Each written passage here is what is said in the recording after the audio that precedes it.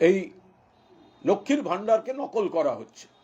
কারণ লক্ষ্মীর ভাণ্ডারটা মমতা বন্দ্যোপাধ্যায় করেছিলেন মা বোনেদের তাদের নিজস্ব খরচাটা যেন তাদের নিজের অধিকারের মতোই সরকারের কাছ থেকে পাওয়া যায়। তো ভোটের আগে আমরা দেখেছিলাম বিজেপি বলেছে ৩,০০০ টাকা করে দেবে, এবং তারা একটি ফর্ম বিলি করছিল, বিভিন্ন জায়গায় একটা ফর্ম বিলি করেছে, ফর্ম পূরণ করিয়েছে, নাম, ঠিকানা, মোবাইল নাম্বার, এক পাতার একটি ফর্ম। এবং হয়তো কিছু মানুষ তাতে বিভ্রান্ত, বকেয়া দেয়নি। এবার অন্নপূর্ণা ভাণ্ডারের ফর্ম যখন পাওয়া গেল, এবার দেখা যাচ্ছে ভোটের আগে বিজেপি যে ফর্মটা ফিল আপ করিয়েছিল, আর এই যে কার্যত ১২ পাতার একটি ফর্ম, এটা কিন্তু সম্পূর্ণ আলাদা। এটা কিন্তু এক ধরনের মানুষকে বিভ্রান্ত করা, খারাপ ভাষায় বলতে গেলে প্রতারণা। যে ফর্মটি দিয়ে মানুষকে সই করানো হয়, যারাই ঘুরে ঘুরে ফর্ম ফিল আপ করিয়েছেন তারা এখন কি কৈফিয়ত দেবেন? তার মানে যে আমরা প্রথমেই বলেছিলাম যে ওই ফর্মটা ওইটা ফিল আপ করলে পাওয়া যাবে না। আজকে দেখা যাচ্ছে তৃণমূলের বক্তব্যটা ঠিক।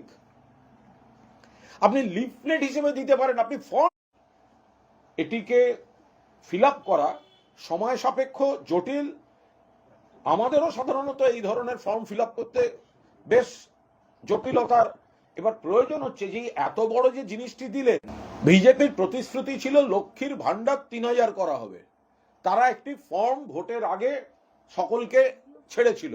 এখন দেখা গেল সেই ফর্মটি ভিত্তিহীন। ওই ফর্ম যারা ফিল আপ করেছেন তার সঙ্গে অন্নপূর্ণা ভাণ্ডারের কোনো সম্পর্ক নেই।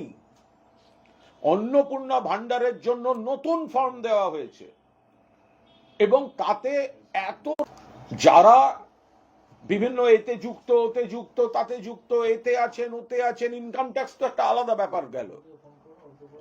কিন্তু অনেক মধ্যবিত্ত, নিম্নবিত্ত, শ্রমজীবী ঘরের মা বোনেরাও কিন্তু কোনো না কোনো সরকারি করা হচ্ছে। কেন?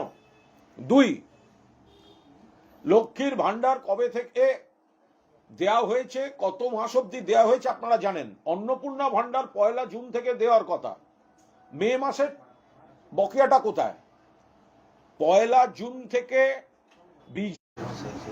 ১ অন্নপূর্ণা ভাণ্ডার ১ জুন থেকে সকলকে দিতে হবে।